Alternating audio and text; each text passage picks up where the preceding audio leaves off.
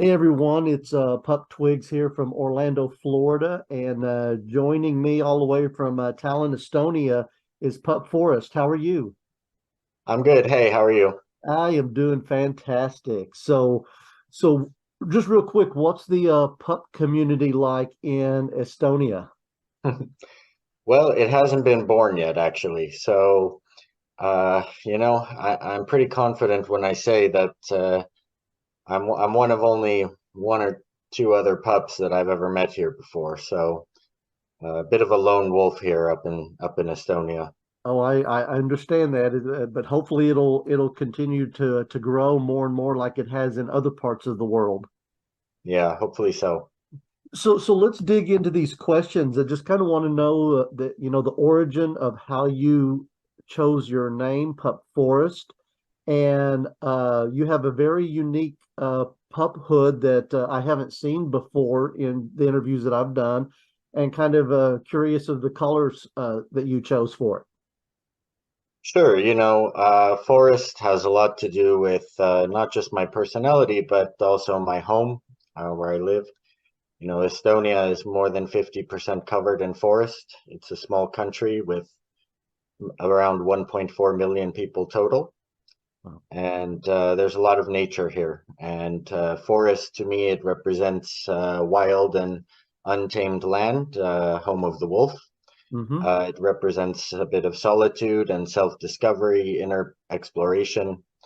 It can be a place of darkness, but and danger, but also a place of shelter and home for many creatures. It offers protection, and it's also a place of ongoing change and growth. And a lot of that resonates with me as a pup and as a person. So to me, the name Forest fits very well. As for the colors, red and black to me mean different things. For me, they represent my role as a switch. They represent I view red as a very primal color. It also represents things from my life: sacrifice, courage, also lust and protection. So to me, red and black is a good color scheme in the current state of my maturity as a pup and a wolf. Okay, and that's I love that and everything. So how long have you been a pup? Seeing that there's not a whole lot of pups in your part of the world, how long have you actually been a pup? You know, I would say about 7 years or so, Okay. but being out as a pup and actually starting to wear gear and being more public about it only in the past maybe 3 years or so. So you're Mhm. kind of a long term. I don't get a lot of long term pups on here, but it's good to get those. I've had a few that I've had that's been 36 and 37 years have been my longest and everything. But out of the time that you have been a pup, what has been the easiest and what has been the most difficult part of this?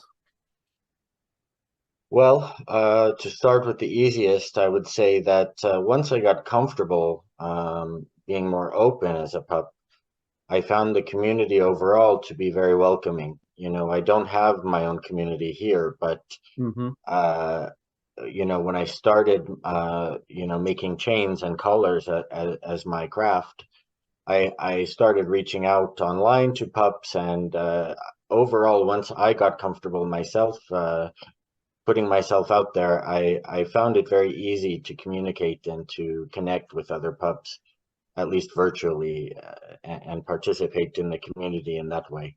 Okay. And what about The the, hardest, I would say, I talk a lot about not having community here, so that's pretty hard for me. yeah. I'm not a very well socialized pup. I struggle a bit in the socializing aspect. When I travel to other cities and go to bigger events, I tend to, watch from the tree line. I get a little bit overwhelmed by it, but actually, once I get comfortable or once I meet some other pups, then I'm very outgoing and actually, quite social, but it just takes me a bit of time to warm up. Okay. And you mentioned that you make chains and everything. Do you have a like a website that you have to sell those, or do you just do it by being online on social media? Yeah, I'm on Instagram as Wolf Clan Chainmail, and I also have a website, and you can find all of my work and different styles and types of chains that I make there. Okay, nice. And you do you ship worldwide, or do you just Yeah, do everywhere, all over the world. you'll I've do sent it pup everywhere? Okay. collars to everywhere from Siberia to Australia to South America. Well, we'll make sure that we get your website posted with this video as well to help you out there. So if there's something that you could change about the pup community, what would you want to change? You know, just being mostly active online. I run into a lot of pups, or I meet a lot of pups who I see, with a lot of self-esteem issues, I guess. Mm, And I guess I can relate to that because, you know, when you first approach the pup community, or when you first approach being a pup in general, there seems to be, at least from a newbie perspective, there seems to be a lot of rules to follow and a lot of expectations, and I think it can lead to feelings like, oh, I'm not going to be good enough, I'm not going to be a good enough pup, and I don't have the right gear, and I'm so nervous, and when I think about that aspect, it would be nice to just be able to approach it, you know, in a more comfortable way. yeah, okay. All right. Well, what kind of advice would you give a new person coming into this community, and what kind of advice would you want to give them? I would say, if you're curious about it and if you feel like you want to explore, then to start small. So, Hmm. I would engage in some solo play and try out lots of different things by yourself, and see how it makes you feel and make note of it, and maybe try some things that maybe seem a bit awkward or that you might not try, with someone else around, and really just explore and find the things that you like, and determine the things that you might not like so much, Yeah. and start small, and then build up from there. And I think a misconception is a lot of pups coming into it think they have to have all this gear, and you don't. You can be a pup and not have any gear because we know the gear is expensive. The gear So, is expensive, and for me, when it comes to gear, I actually don't own a lot of gear. I'm very picky about my gear, and my gear, of course, it has to serve an aesthetic purpose, but mhm, for me, the gear, more important than the looks, is the functionality. So, for example, I am a leather pup. My headspace is triggered by smell, by mhm, by sensation, by touch, and I like the way that leather does that for me. So it serves that purpose, but also it's functional. So my hood is also a full head harness, so my mhm. handler can control me with it. Same with my body harness is very heavy duty and very well made, so it works out well in play. So I'm not really a gear collector. I just think that if you invest in gear, it should meet all of your requirements and it should serve all of its purposes. Agreed. And I have to say, I love all of your gear. It looks fantastic on you. That body harness that you've got, yeah, that looks amazing. Thank you so I much. love the colors. Red is my favorite color, but so yeah, that really looks nice. So, what brings you the most joy out of pup play? For me, the most joy just comes from disconnecting from the stress and the day-to-day mundane parts of life.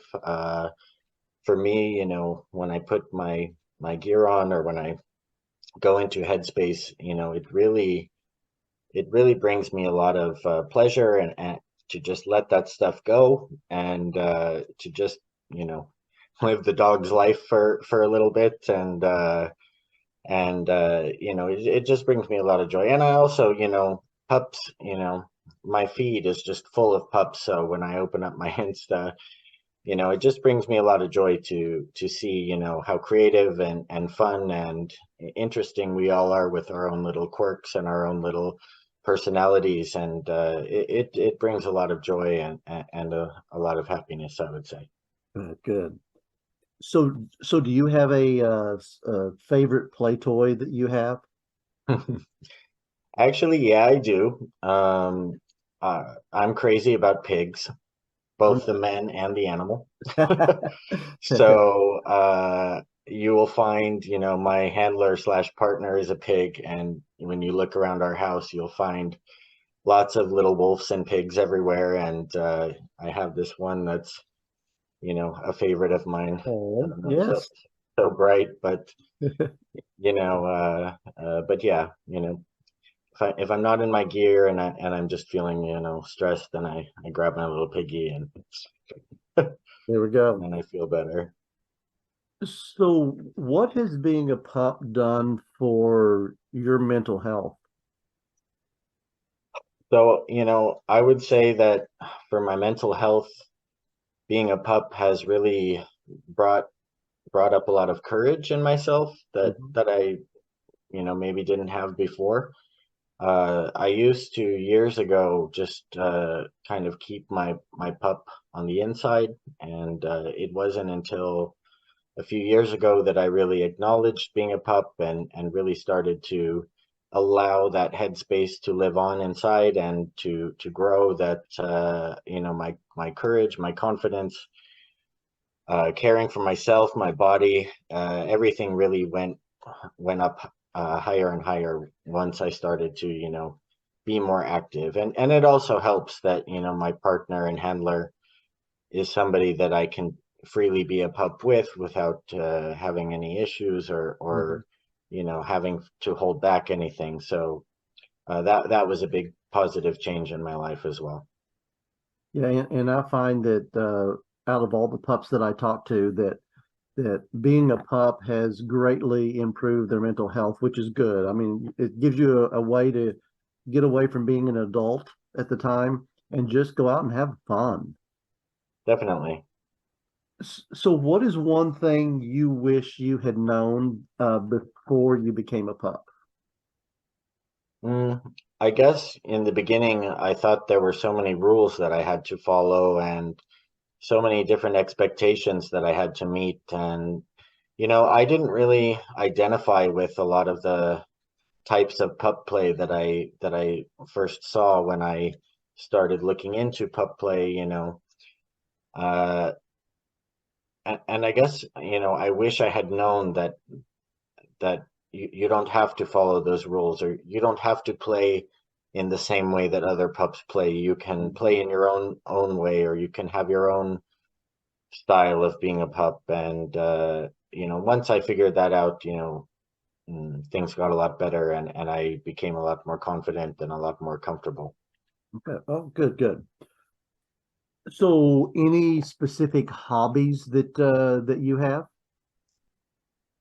Yeah, I mean, you know, I like to be outdoors. I like to be in the forest and spend time in the nature. I like to swim in the sea, and I like to uh, just, you know, be in quiet places and sort of decompress Hmm. in that way. And I also, you know, I make my chains, and having a handicraft way to kind of tune out and really focus on something, you know, it's very nice, and it's a very good hobby of mine. So Good. What about pets of your own? Do you have any?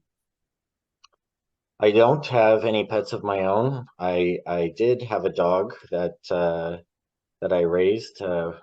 She was born deaf, and I Hmm. taught her hand signs her whole life, and we had a very close, powerful connection. You know, she was always watching my hands, and we you know, had a very close bond. But you know, she grew old, and after 12 years she ended up having cancer. And Oh, so it was a huge, powerful experience in my life to raise an animal. But I feel that I had that experience, and I don't really want to, you know do that again. If sure. I have a pet or an animal, I want them to have the best life possible. Of course. And Yeah. right now, I just I'm growing and focusing on myself. So Okay. Yeah, we know that our animals are our kids, and we want mhm. them to have the best life they can have. So, as a pup, there's different roles that pups can play with the, beta, omega, alpha. Do you identify as any of those? Yeah, I do identify as an alpha, but there's kind of a blurry line around that. Mm-hmm. I caution you to say that you're one role, and put yourself, firmly in that box, because for me professionally, I have a job where I need to constantly lead by example. I need to constantly be a role model. I have a lot of expectations on me, Mm-hmm. and I have a very alpha type job. And sometimes that translates into my pup role. And, I do consider myself to be sort of a leader, and also protector, and nurturing type of person. So I am very comfortable in the role of an alpha, but at the same time, that gets very tiring. And there are times when I don't want to be an alpha anymore. Mm-hmm. Not anymore, but in that moment, Yes. I get home, and I'm with my handler, and I just want to give him all the power, and just submit, and not have to do it. So, I can be submissive. I can, sometimes not be 100% alpha, but I think that's good, and that's okay to sometimes need to switch your role up a little bit. Sure. No, yeah, you're exactly right. So how far do you have to travel if you want to go to any kind of a pup event? I think the nearest pup events would be in Helsinki, in Finland, Okay. and that's about a 2-hour ferry ride from Tallinn. It's also quite a small community there, so usually my partner and I, when we travel for partying or for events, that usually we go to Berlin. So How far are you from Berlin? it's like a 2-hour flight. Oh, that's not too bad either, because I know the pup community, the leather community is huge in Berlin. So, Yeah, and we have a direct flight from Tallinn, so it's a pretty easy trip. all right, good, good. So, if you had could ask the my next guest on here a question about the pup community, what question would you want to ask them? You know, just being here in Tallinn on my own, we have some parties. They're small, but I've been thinking, maybe it's about time for me to start going to those parties in my gear, and raise a pup flag and say, hey, we're here too. I'm here too. And if you're a pup and you're shy, or you're scared, or maybe I don't know you're around, try to make a safe space for you to approach. And Hmm. maybe there is some community here that's just not really being born yet. And maybe it's too big of a task for me to be the wolf daddy of Talon, and and, and give birth to the community here. But if you had to build a community, if you were somewhere where it was very small, or you didn't know maybe there are other pups out there, what would you do, or what steps would you take to try to build a community in your areas? You know that, Because that I really welcome ideas, and to any other pups out there watching, yeah, please let me know. that's a very good question. And do you guys have local gay bars there in Talon? Not really gay bars, but we have gay events in bars. So we have, monthly parties that kind of move around to Hmm. different venues in the city. and they're quite fun. They're small, but you know, one thing I like is, you know, in a small community, you kind of struggle with privacy. Yeah. So these parties, you know, they do often like other places in Berlin where they control the phones and they cover up the cameras and there's no photography allowed. So in that sense, it's good. It creates that extra layer of privacy and you know, hopefully if I start showing up to these events in my pup gear, maybe I can draw one or two pups in and maybe start to make some pup friends locally here. Yeah, I mean, it all starts, somewhere and with someone.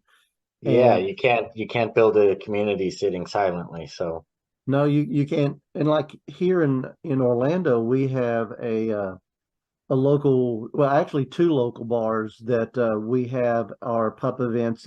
It's the last Saturday of every month. We'll go spend 4 hours at one bar, and then we move over to another bar because it's their leather night, and pups and leather go hand in hand.